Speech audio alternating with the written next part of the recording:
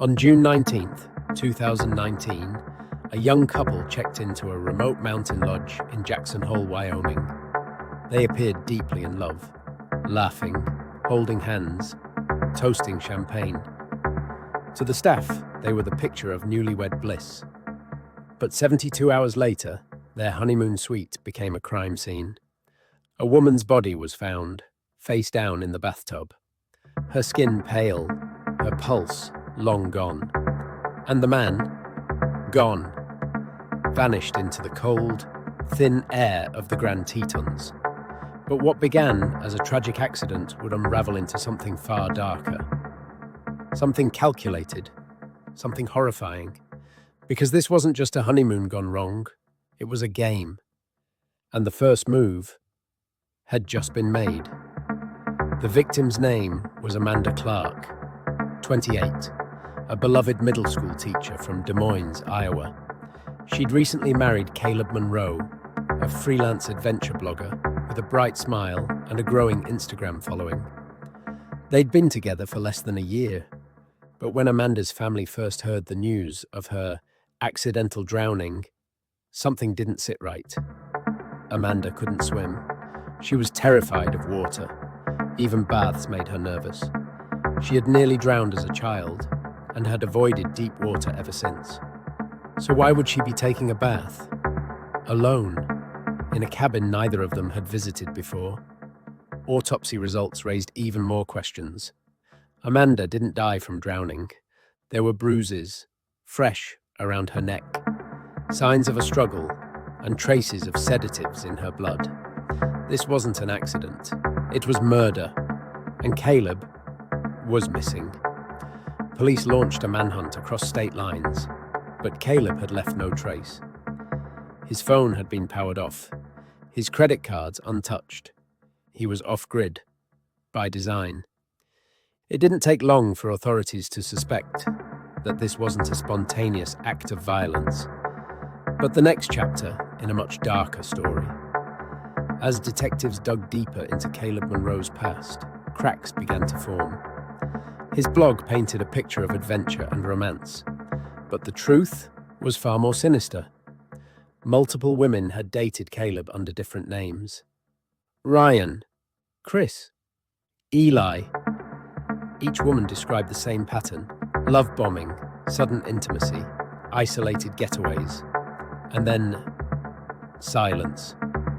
Ghosted, accounts deleted, phone numbers changed.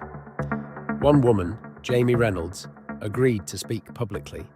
She told reporters, "He took me to a cabin in Utah, said it was a surprise, but something felt off. The windows were nailed shut. His smile never quite reached his eyes." She left that night, blocked his number, and never saw him again. But Amanda Clark didn't get that chance. She was already married to him. Investigators traced Caleb's last known movements through a hidden GPS tag in Amanda's car. It led them to an abandoned farmhouse in Idaho.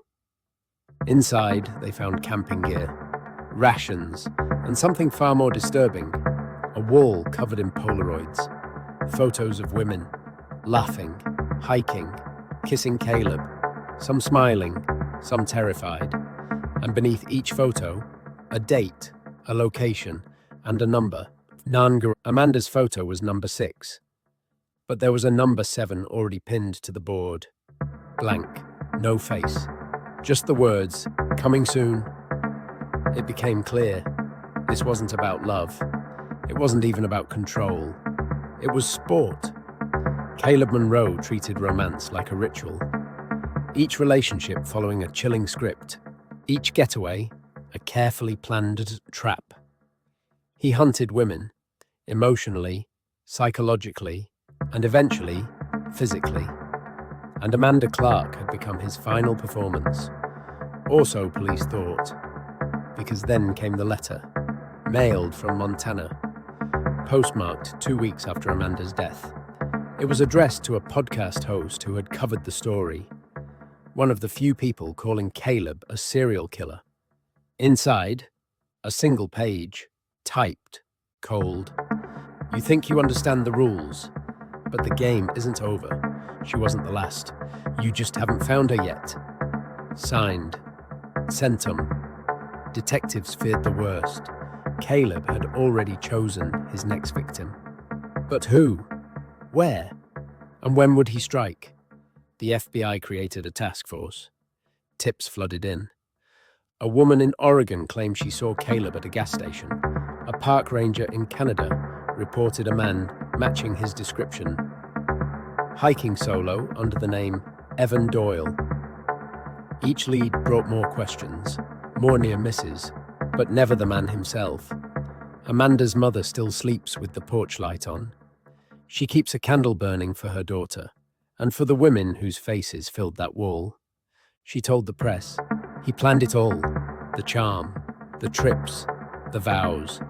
But he didn't just kill my daughter, he erased her. To this day, Caleb Monroe remains at large, wanted in 3 states, suspected in at least 6 disappearances, and considered one of the most manipulative killers of the decade. But perhaps the most terrifying part? He doesn't look like a monster. He looks like the man you met on a dating app. The smiling groom in a wedding photo. The honeymooner buying champagne at the lodge. Because evil doesn't always wear a mask. Sometimes, it wears a ring. And when love becomes a game, only one person leaves alive. By the time police linked the third body to the same bizarre pattern, something chilling became clear. This wasn't random. This was ritual. Each victim, a solo traveler. Each crime committed in a new city. Each left with the same signature, a red satin ribbon tied tightly around the wrist. But the most disturbing part, every crime matched the route of one couple's honeymoon. Ashley and Carter Doyle, freshly married, young, affectionate, traveling across the Pacific Northwest in a rented camper van. Their social media, a scrapbook of love and adventure.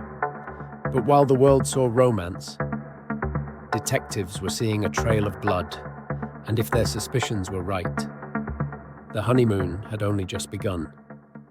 The breakthrough came from Michelle Herron. She ran a cozy bed and breakfast in Portland, one of the stops Ashley and Carter had booked.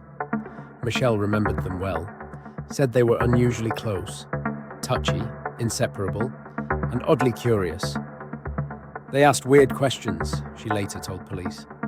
Wanted to know about nearby hiking trails, and if we had guests that traveled alone. Michelle didn't think much of it, until the news broke of a woman found strangled in those very woods. Same ribbon, same M.O. But it wasn't until she checked her guest log again that the true chill set in. Ashley had written the note. Best honeymoon spot so far, heart eyes. Right beneath the woman's name. Coincidence or a trophy? Authorities launched a multi-state investigation. Each honeymoon stop became a potential crime scene.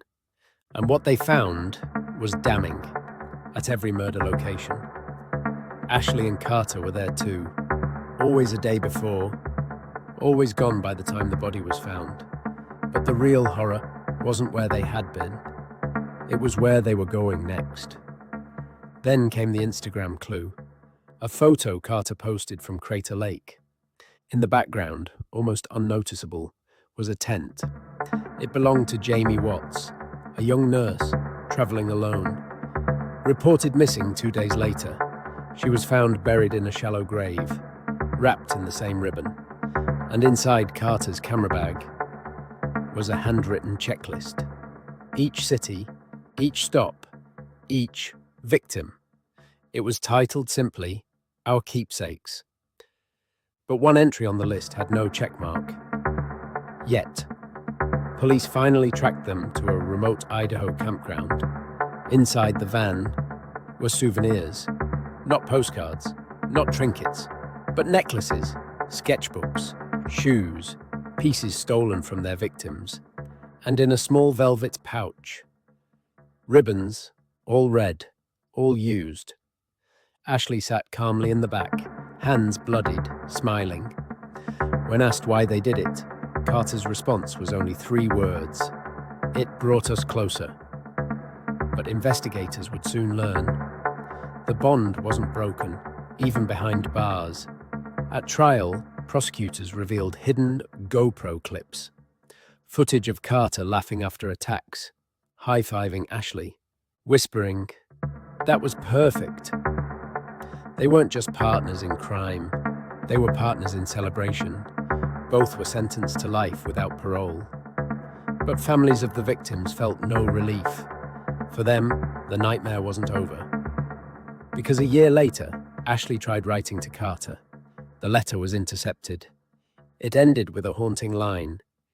"Do you remember Colorado? We never finished the list." And if that wasn't disturbing enough, her next letter wasn't to Carter at all. It was to someone else, still on the outside. So the question now is, were Ashley and Carter really acting alone? Or is someone else still following the list? So the question now is, were Ashley and Carter really acting alone? Or is someone else still following the list? If you were drawn into this story and want to uncover more dark truths hidden behind seemingly perfect lives, make sure you subscribe, leave a comment, and share your thoughts below. Your engagement helps us keep telling the stories that others are too afraid to ask about. Because sometimes, the most dangerous secrets are the ones hiding in plain sight.